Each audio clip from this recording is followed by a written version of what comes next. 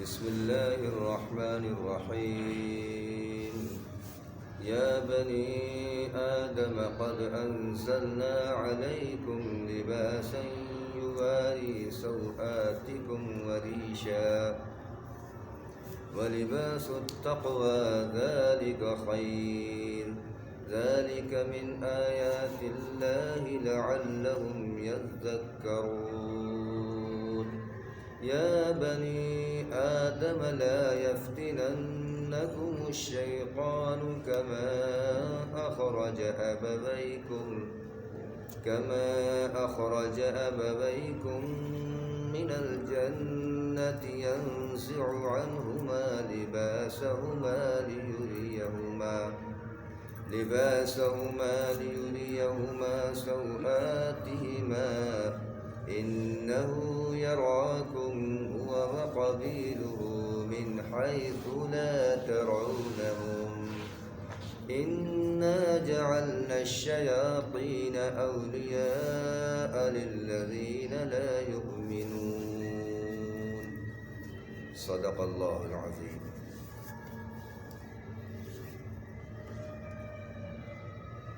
يا بني آدم قد أنزلنا عليكم لباسا يواري سوآتكم وريشا. اے بنی آدم، اے آدم کی اولاد، قد انزلنا علیکم، ہم نے تمہاری طرف لباس کو نازل کیا، لباس کو اتارا جو کہ تمہارے بدن کو چھپائے، تمہارے بدن کو چھپائے اور تمہارے قابل شرم جگہ کو بھی چھپائے اور تمہارے بدن کو زینت بخشے، تمہارے جسم کو زینت بخشے. وَلِبَاسُ التَّقْوَى ذَلِكَ خَيْرٌ، اور بہترین لباس تو تقوی والا لباس ہے. ذَلِكَ مِنْ آیَاتِ اللَّهِ لَعَلَّهُمْ يَذَّكَّرُونَ، یہ اللہ کی نشانیوں میں سے ہے، لباس بھی اللہ کی نشانیوں میں سے ہے تاکہ تم نصیحت حاصل کرو. یا بنی آدم، اے بنی آدم، پھر اللہ مخاطب فرما رہا ہے اے بنی آدم، یعنی اے آدم کی اولاد، یعنی اے تمام دنیا میں بسنے والے انسانوں. لا یفتننکم الشیطان، شیطان تمہیں فتنے میں نہ ڈال دے، شیطان تمہیں فتنوں میں نہ ڈال دے. کما اخرج ابویکم من الجنہ، جیسے کہ تمہارے بابا آدم اور اماں حوا کو جنت سے نکلوایا، اس طرح تمہیں بھی فتنوں میں مبتلا کر کے شیطان تمہیں بھی کہیں جنت سے دور نہ کر دے. ينزع عنهما لباسهما ليريهما سوآتهما، کہ ان دونوں کے لباس اتر گئے، جنت سے نکلوایا اور ان دونوں کے لباس اتار لیے گئے، اتر گئے. ليريهما سوآتهما، تاکہ وہ ان کو دیکھے، ان کی پوشیدہ چیزیں ان دوسروں کے سامنے ہو گئیں، ان دونوں کی چیزیں ظاہر ہو گئی. لیریہما سوآتہما، ان کی چھپانے والی چیزیں دوسروں کے سامنے ظاہر ہو گئی ان دونوں کی. انہ یراکم هو وقبیلہ من حیث لا ترونہم، اور بے شک وہ تمہیں دیکھتا ہے اور اس کی جماعت، یعنی شیطان، وہ تمہیں دیکھتا ہے، اس کی جماعت، اس کے قبیلے تمہیں دیکھتے ہیں جہاں سے تم ان کو نہیں دیکھ پاتے. شیطان کو تم نہیں دیکھ پاتے، وہ تمہیں دیکھتے ہیں. انا جعلنا الشیاطین اولیاء للذین، بے شک ہم نے شیطان کو ان لوگوں کا دوست بنایا، اولیاء للذین لا یؤمنون، بے شک ہم نے شیطان کو ان لوگوں کا دوست بنایا جو ہم پر ایمان نہیں رکھتے ہیں. جو لوگ ایمان نہیں رکھتے اللہ پر، ان لوگوں کا دوست کون ہے؟ شیطان ہے. یہ دو آیتیں آپ کے سامنے تلاوت کی گئی ہیں، اس میں سے اللہ تعالیٰ نے اس میں لباس کے تعلق سے لباس کی اہمیت اور لباس کے مقصد کو واضح فرمایا ہے. لباس، پوشاک جو ہم اور آپ پہنتے ہیں. یا بنی آدم، اللہ پاک خطاب فرماتا ہے اے آدم کی اولاد. یہاں پر اللہ تعالیٰ نے صرف یہ نہیں فرمایا کہ اے ایمان والو، بلکہ کہا کہ اے بنی آدم، یعنی اے آدم کی اولاد، کیونکہ لباس ہر ایک کی ضرورت ہے، لباس ہر انسان کی ضرورت ہے. اور ہر انسان کی فطرت کا تقاضا ہے. ہر انسان لباس کو پہننا اس کی فطرت ہے، اور اپنے قابل شرم جگہوں کو چھپانا اس کی فطرت میں داخل ہے یہ بات. اور اس کے ذریعے سے زینت بخشتا ہے، اور اس کے ذریعے سے اپنے گرمی اور سردی سے حفاظت کا سامان کرتا ہے. تو یہ ہر انسان کی ضرورت ہے. تو گویا ہر ایک پر اللہ تعالیٰ نے اس نعمت کو اتارا ہے.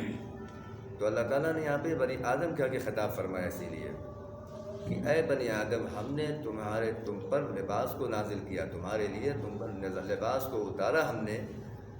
لباس یواری، اس کا مقصد کیا ہے؟ تاکہ وہ چھپائے تمہارے بدن کو اور تمہارے ان اعضاء کو چھپائے جو قابل شرم ہیں. وہ سطر کو چھپائے، تمہاری قابل شرم جگہوں کو چھپائے، اور تمہیں زینت بخشے، یعنی تمہیں سردی گرمی سے بچائے، اور تمہیں اس کے ذریعے سے تم تزین حاصل کرو، زینت حاصل کرو. اچھا لگتا انسان اس کے ذریعے سے بے ڈھنگا بے ڈھب نہیں لگتا. ورنہ کتنا ہی قابل قدر انسان ہو اور قابل انسان ہو، لیکن اگر بغیر لباس کے ہو تو وہ جانور کی طرح دکھے گا. تو اسی کو فرمایا کہ لباس کا مقصد یہ ہے کہ تمام بدن کو چھپائے، قابل شرم جگہ کو چھپائے، اس کے ذریعے سے زینت کو حاصل کرے، اس کے ذریعے سے زینت کو حاصل کرے. آگے فرمایا وَلِبَاسُ التَّقْوَىٰ، اور وَلِبَاسُ التَّقْوَىٰ ذَلِكَ خَيْرٌ، کہ اور دوسرے لباس کی دوسری قسم کا بیان فرمایا کہ بہترین لباس تو تقوی والا لباس ہے. بہترین لباس تقوی والا لباس ہے. یعنی ایک تو اس لباس کا جو ظاہری بدن پر رہتا ہے اس کا بھی ذکر فرمایا کہ اس لباس کو بھی ہم نے اتارا ہے، اور اس لباس کا مقصد ہے بدن کو چھپانا، اور اس لباس کا مقصد ہے قابل شرم جگہوں کو چھپانا. تو پتہ ہی چلا کہ اللہ تعالیٰ نے لباس کو اتارنے کا مطلب کیا ہے کہ اتارنا یعنی آسمان سے تو نہیں اترا، زمین سے پیدا کیا، اللہ ہی نے پیدا کیا. کپاس پیدا کیا جس کو ہم روئی کہتے ہیں، اون کہتے ہیں، کس نے پیدا کیا؟ اللہ نے اتارا ہے. اس میں کسی انسان کا دخل نہیں ہے. تو آسمان سے اتارنے کا مطلب آسمان سے جو چیز اترتی ہے اس میں کسی کا کوئی دخل انٹرفیئر نہیں ہوتا. اسی طریقے سے یہ اون، یہ کپاس، یہ روئی اور اون جو ہے یہ اللہ کی پیدا کردہ چیز ہے، اس میں کسی انسان کا کوئی دخل نہیں ہے. ہاں، اللہ تعالیٰ نے انسان کو صلاحیت ضرور دی ہے کہ پھر وہ اپنے سردی گرمی کے اعتبار سے اور اپنے تزین و زینت کے اعتبار سے اس کو اپنی صنعت اس پہ داخل کرتا ہے، اس کو اس اعتبار سے بناتا ہے کہ ہم اس گرمی میں فائدہ کیسے اٹھائیں، سردی میں کیسے فائدہ اٹھائیں، اور اس کے ذریعے سے ہم زینت کیسے حاصل کریں. تو گویا کہ لباس کا ایک مقصد زینت بھی ہے، چونکہ زینت بھی ہے. مثلا لباس بے ڈھپ ہو، جیسے ایک آدمی ایک آستین چھوٹی کر لے، ایک بڑی کر لے، اونچا نیچا کر لے، کالر کھلی ہوئی ہو تو بے ڈھنگا ہے. تو زینت بھی اختیار، زینت اس لباس کا مقصد زینت بھی ہے. تو تزین بھی ہونا چاہیے اور بدن کو چھپانا بھی چاہیے. یہ دونوں مقصد ہے. اگر کوئی ان دونوں میں سے کسی ایک کو چھوڑ دیتا ہے تو گویا لباس کا مقصد فوت ہو جاتا ہے. اللہ تعالیٰ نے جس مقصد کے لیے لباس کو نازل کیا گویا اس مقصد کو ہی فراموش کر دیا اس نے. وہ مجرم ہوگا، گنہگار ہوگا، اللہ کے وہاں اس کا مواخذہ ہوگا، پکڑ ہوگی، اللہ کے غضب کا مستحق بنے گا وہ. تو اور دوسرے لباس کا اللہ نے ذکر فرمایا کہ بہترین لباس تو تقوی کا لباس ہے. یعنی جس طرح یہ لباس ہمارے ظاہر کو ڈھانکتا ہے اور ظاہر کو چھپاتا ہے، اور اسی طریقے سے ہمیں گرمی اور سردی سے بچاتا ہے، اور ہمارے بدن کی کوئی کمزوری ہو، کوئی عیب بھی اندر اگر ہو تو اس کو بھی چھپاتا ہے، اس کو بھی پوشیدہ رکھتا ہے. تو فرمایا جس طریقے سے یہ لباس ہمیں ان چیزوں سے بچاتا ہے، شرمگاہ کو ظاہر ہونے سے بچاتا ہے، قابل شرم جگہوں کو دوسروں کے سامنے ظاہر ہونے سے بچاتا ہے، گرمی سردی سے بچاتا ہے، ہمارے عیوب پر پردہ ڈال دیتا ہے. اسی طریقے سے تقوی کا لباس انسان اگر پہن لے تو یہ تقوی کیا ہے؟ اللہ کا خوف، اللہ کا ڈر، یہ خشیت. یہ لباس جب پہنے گا تو اس کے نتیجے میں بھی انسان اخلاقی عیوب پر سے بچ جائے گا، اخلاقی عیوب سے، گندے اخلاق سے بچ جائے گا، گندے کردار سے بچ جائے گا. جب تقوی کا لباس پہنے گا تو یہ تقوی کا لباس اس کو گندی نگاہ سے بچا دے گا، غلط دیکھنے سے بچا دے گا. جیسے پردہ لباس آڑ ہو جاتا ہے بدن کے سردی کو لگنے سے، گرمی کو لگنے سے، عیب کے ظاہر ہونے سے، کوئی نشان بدن پر ہے، کچھ کمی کمزوری ہے، اس کو ظاہر ہونے سے جیسے پردہ حائل ہو جاتا ہے، اسی طریقے سے تقوی کا لباس اس کو برائیوں کے درمیان میں حائل ہو جاتا ہے، گندی نگاہ سے روک دیتا ہے۔ گندی نگاہ نہیں اٹھ سکتی، اس کی آنکھ نہیں اٹھا سکتی ہے، وہ غلط بول زبان سے نہیں بول سکتا، وہ جھوٹ نہیں بولے گا، وہ غیبت نہیں کرے گا، وہ بدگوئی نہیں کرے گا، لنتنانیاں نہیں کرے گا، وہ گالی گلوچ نہیں کرے گا۔ یہ تقوی کا لباس آڑ آ جائے گا، اسے روک دے گا، تقوی کا لباس کو روک دے گا۔ تو اسی طریقے سے فرمایا ہر گندی چیزوں سے، غلاظتوں سے یہ تقوی کا لباس بیچ میں آڑ بن جاتا ہے، آڑ بن جاتا ہے۔ اس کی ایک مثال میں حدیث کی روشنی میں صحابہ کی زندگی میں فرمایا کہ ایک صحابی کا نوجوان صحابی تھے، ان کی کوئی کسی لڑکی سے غلط تعلق تھا جو اسلام لانے سے پہلے، جب انہوں نے اسلام قبول کیا اور اس کے بعد جب آئے تو اس نے پھر دعوت دی اپنے دروازے پر۔ تو جیسے ہی اس گھر میں داخل ہوئے، اس دروازے پر داخل ہوئے تو فوراً ان کو یہ آیت یاد آ گئی، ان الذین اتقوا اذا مسهم طائف من الشیطان تذکروا فاذا هم مبصرون، کہ بے شک جو لوگ تقوی اختیار کرتے ہیں، اللہ سے ڈرتے ہیں، تو شیطان جب ان کو کچوکے لگاتا ہے، یعنی ابھارتا ہے، ارے کر لے برائی، ارے کر لے، ارے توبہ کر لینا، کر لو، ابھارتا ہے شیطان، اسی کو کہتے ہیں اذا مسهم طائف من الشیطان، شیطان کی جماعت اسے مس کرتی ہے، کچوکے لگاتی ہے، ابھارتی ہے برائی پر۔ تذکروا، تو ان کو اللہ کی یاد آ جاتی ہے، ایمان والے جو ہوتے ہیں، تقوی والے، اللہ کی یاد آ جاتی ہے، فاذا هم مبصرون، تو آنکھیں ان کی روشن ہو جاتی ہیں اور پیچھے ہٹ جاتے ہیں۔ یہ آیت اس نوجوان کو یاد آ گئی تو یاد آتی وہ بے ہوش ہو کے گر گیا۔ یعنی تقوی کیا روک رہا ہے اس کو؟ تقوی روک رہا ہے، اللہ کا خوف روک رہا ہے، کوئی دیکھنے والا نہیں، اللہ کا خوف روک رہا ہے، بے ہوش ہو کے گر گیا۔ اور اس کے بعد جب گھر پہنچنے میں اسے دیر ہو گئی، گھر کے لوگوں نے تلاش کیا، معلوم ہوا کہ فلاں گھر میں پڑا ہوا ہے، ان کو اٹھا کے لایا گیا۔ ہوش میں آئے پوچھا تم وہاں کیسے پہنچ گئے؟ تو اس نے اپنی صحیح بات، صحابہ جو ہوتا تھا صحیح بات بتاتے تھے، جھوٹ نہیں بولتے تھے، تو کہا کہ میں فلاں جگہ ایسی نیت سے میں پہنچ گیا اور یوں پہلے سے تعلق تھا، اس نسبت میں پہنچ گیا رفتہ، لیکن جیسے ہی پہنچا تقوی حائل ہوا، اللہ کا خوف دامن گیر ہوا، قرآن کی آیت یاد آ گئی۔ جب وہ آیت یاد آئی تو میں بے ہوش ہو کر گر گیا۔ تو پوچھا کہ وہ کون سی آیت تھی؟ تو پھر فرمایا وہ یہ آیت تھی، ان الذین اتقوا اذا مسهم طائف من الشیطان تذکروا فاذا هم مبصرون۔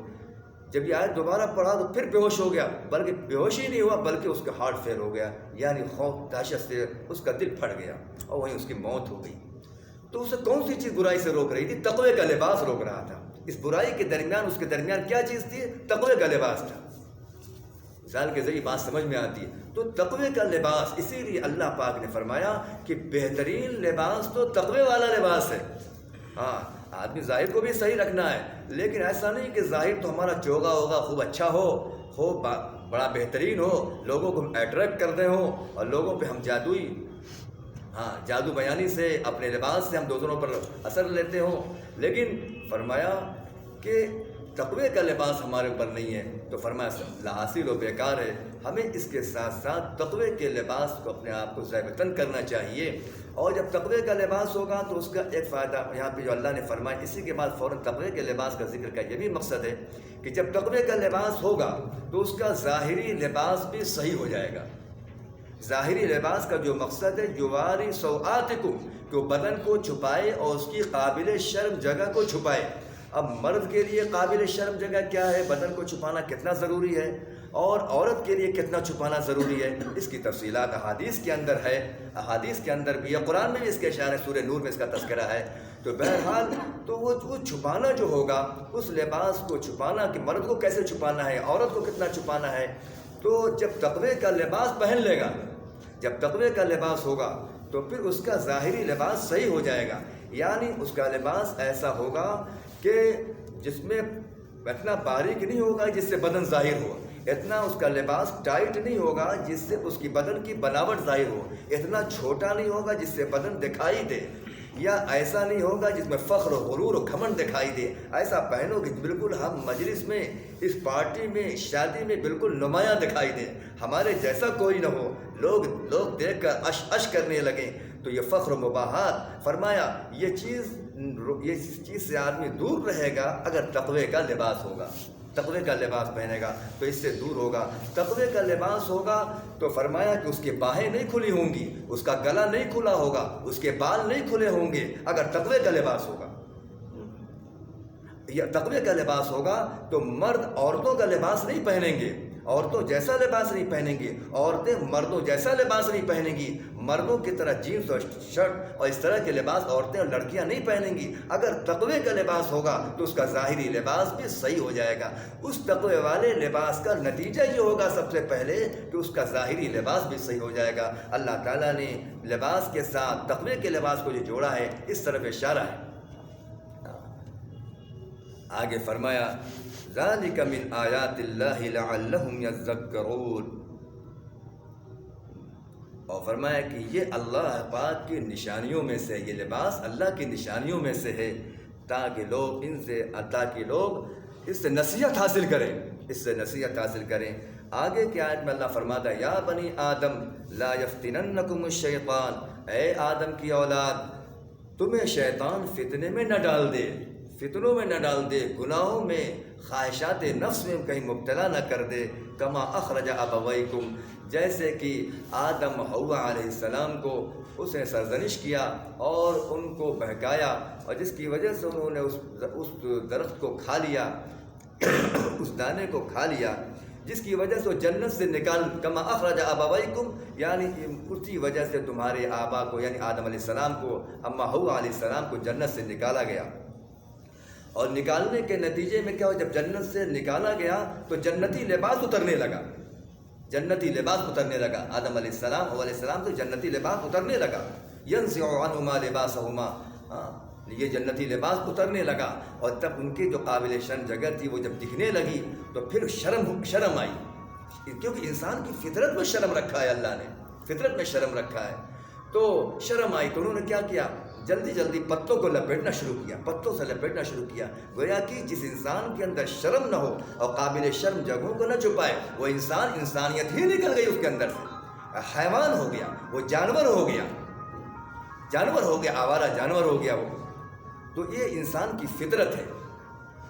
تو فرمایا کہ گویا کہ جنت سے نکلنے کے نتیجے میں اللہ جب ناراض ہوا، جنت سے نکلے تو لباس اترا، گویا کہ سب سے پہلے جو چیز اتری وہ لباس اتری ان سے، گویا کہ اس کا میل نہیں ہے کہ انسان جنت میں جائے، انسان جنت میں ہو، اور فرمایا کہ جنت کے لباس، اگر جنت میں جانا چاہتا ہے تو اپنے گویا کہ لباس کو بھی اپنے صحیح کرنا ہوگا، اپنے لباس کو شریعت کے مطابق کرنا ہوگا۔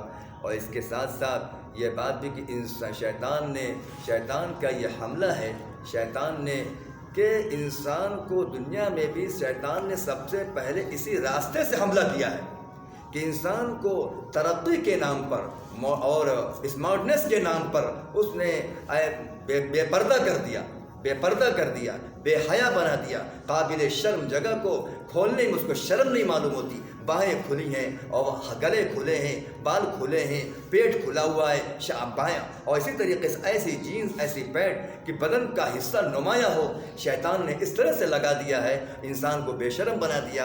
گویا کہ سب سے پہلا اٹیک شیطان نے جو حملہ کیا اسی راستے سے کیا کہ اس کو بے شرم بنا دیا۔ اور یہ غور کرنا چاہیے کہ آدم علیہ السلام کو جب اللہ نے جنت سے نکالا فوراً لباس اترا، پتہ چلا کہ یہ جو انسان کے اوپر اللہ کی جب نظر رحمت ہٹ جاتی ہے اور نظر غضب اللہ کی جب پڑتی ہے تو انسان سب سے پہلے بے حیا ہوتا ہے، اس کا لباس اترتا ہے، اس کا لباس شریعت کے خلاف ہوتا ہے، اس سے ہمیں بچنا چاہیے لہذا۔ اور چنانچہ ایک حدیث میں، ایک لمبی حدیث ہے، میں اس حدیث کا ایک ٹکڑا نقل کرتا ہوں اس آیت کی مناسبت سے۔ فرمایا حدیث کا ٹکڑا نساء کاسیات عاریات مائلات ممیلات، فرمایا کہ وہ عورتیں ایسی قرب قیامت میں ایسی عورتیں ہوں گی جو کپڑے پہننے کے باوجود بھی برہنہ ہوں گی، ننگی ہوں گی اور مائل ہوں گی، اور دوسروں کی طرف مائل ہوں گی اور مائل کرنے والی ہوں گی، خود دوسروں کو مائل ہو رہی ہوں گی اور ان کو اپنی طرف مائل کر رہی ہوں گی، اپنے لباس کے ذریعے سے، اپنے تجمل، اپنے بناؤ و سنگار کے ذریعے سے ان کو اٹریکٹ کر رہی ہوں گی، اپنی طرف مائل کر رہی ہوں گی۔ فرمایا آگے اللہ کے رسول نے فرمایا، یہ وعید سنائی کہ ایسی عورتوں کو جنت کی خوشبو بھی نصیب نہیں، جنت کی خوشبو بھی حاصل نہیں ہوگی، اور وہ اللہ اور رسول کی لعنت و پھٹکار ایسی عورتوں پر ہے۔ تو میرے بھائیوں، محدثین نے اس حدیث کی شرح میں، اس لفظ کی شرح میں وضاحت کرتے ہوئے لکھا ہے کہ کاسیات عاریات، کپڑے پہننے کے باوجود برہنہ ہونے کا کیا مطلب ہے؟ اس کا مطلب یہ ہے کہ یا تو اس کی 3 شکل ہے۔ ایک تو کپڑا اتنا ٹائٹ ہو کہ بدن کی بناوٹ ظاہر ہو رہی ہو، اس کی بدن کی بناوٹ ظاہر ہو رہی ہو، جو یہ کہ کپڑا پہننے کے باوجود ننگا ہونا، برہنہ ہونا ہے، جس پر اللہ اور رسول کی لعنت ہے اور جنت سے محرومی کی بات کہی گئی۔ اور دوسری بات، کپڑا پہننے کے باوجود برہنہ ہونے کی دوسری شکل یہ ہے کہ کپڑا اتنا باریک ہے کہ بدن ظاہر ہو رہا، بدن دکھ رہا ہو، جیسے آج کل فیشن ہے نیٹ پہ کپڑا بنایا جانا، کہ یوں تو یوں پہنا اور پوری بات دکھ رہی ہے، نیٹ پہ ہے کپڑا۔ تو فرمایا یہ کپڑا پہننے کے باوجود برہنہ ہونا ہے۔ اور اسی طریقے سے تیسری شکل یہ ہے، کپڑا پہننے کے باوجود برہنہ ہونا، کہ ایک تو یہ پہنے ہی نا، ایک ہی پہننے کے باوجود برہنہ ہونا کہ کپڑا اتنا چھوٹا ہو کہ بدن کی بناوٹ ظاہر ہو رہی ہو، یعنی چھوٹا اتنا ہے کہ پوری بائیں کھلی ہوئی ہیں، یا اتنا ہے کہ آدھا پیٹ کھلا، آدھا پورا پیٹ ہی دکھ رہا ہے، یا پورا گلا پورا ایسا بنا ہے کہ پورا یہاں سے گلا دکھ رہا ہے، پیچھے سے پورا دکھ رہا ہے، پوری پیٹ دکھ رہی ہے، گلا دکھ رہا ہے، وغیرہ وغیرہ۔ تو فرمایا 3 شکلیں ہوئیں، یا تو اتنا ٹائٹ ہو کہ بدن ظاہر ہو رہا ہو، بدن کی بناوٹ ظاہر ہو، یا اتنا باریک ہے کہ بدن اس میں سے جھلک رہا ہو، اور تیسری شکل یہ ہے کہ اتنا چھوٹا ہو کہ بدن کا حصہ کھلا ہوا ہو۔ تو میرے بھائیوں، ہم سب کو ڈرنا چاہیے، اللہ کے غضب سے ڈرنا چاہیے، اور اپنے لباس کو شریعت کے مطابق کریں۔ یہ لباس ایسا فریضہ ہے کہ اللہ تعالیٰ نے نماز روزے سے پہلے سطر کو چھپانا فرض کیا ہے۔ نماز روزے کی فرضیت سے پہلے اللہ نے سطر کو چھپانا فرض کیا، اور جو آدمی سطر کو چھپانا فرض کیا، اور یہ صرف نماز کے لیے فرض نہیں کیا کہ ہم نماز کے ٹائم، بعض لوگ نماز کے ٹائم تو سطر چھپا لیں گے، بعض جگہ چلا ہے کہ نماز والا کپڑا پہن لو، نہیں، اس کو اللہ نے مستقل فرض قرار دیا ہے۔ نماز روزے سے پہلے فرض دیا اور مستقل فرض قرار دیا کہ مستقل چھپانا ہے اس کو، علاوہ بعض مخصوص حالات کے۔ تو بھائی اللہ تعالیٰ ہمیں اس دین کی صحیح سمجھ عطا فرمائے اور اس پر ہمیں عمل کرنے کی توفیق عطا فرما دے۔ آگے اسی بات کو ترجمہ تو اس کو پہلے ہی کر دیا کہ انا جعلنا شیاطین، آگے فرمایا کہ بے شک وہ شیطان تمہیں دیکھتا ہے، اس کے قبیلے اس کے جتھے تمہیں دیکھتے ہیں، تم ان کو نہیں دیکھتے، لہذا تمہیں ہمیں شیطان کی چالوں کو سمجھنا چاہیے، اس سے بچنا چاہیے۔ انا جعلنا شیاطین، اور ہم نے شیطان کو ان لوگوں کا دوست بنا دیا جو ایمان نہیں لاتے، یعنی غیر ایمان والوں کے شیطان دوست ہے، تو جب دوست ہے تو دوست کی بات کو مانتا ہے، جو شیطان کہے اسی راہ پہ چلتا ہے۔ لہذا مومن ایسا نہیں ہو سکتا کہ وہ شیطان کو اپنا دوست بنائے اور جس راہ پہ شیطان لے جائے اسی راہ پہ چل پڑے، جو شیطان کی چال چلے، جو شیطان کے راستے پہ چلے، گویا وہ شیطان ہے۔ تو فرمایا کہ مومن ایسا نہیں ہو سکتا کہ شیطان کے نقش قدم پہ چلے، شیطان والی منمانی، شیطان والی سوچ پہ چلے۔ فرمایا کہ یہ مسلمان نہیں کر سکتا، مومن نہیں کر سکتا۔ اور شیطانی چال میں سے ایک بڑی چال یہ ہے کہ انسان کو غیر شرعی لباس کی طرف اور بے شرمی اور بے غیرتی کی طرف ڈھکیل دے، شیطان کی ایک بڑی چال یہ ہے۔ لہذا ہم سب کو اس سے بچنا چاہیے، اللہ ہم سب کے سے حفاظت فرمائے۔ وآخر دعوانا الحمد للہ رب العالمین۔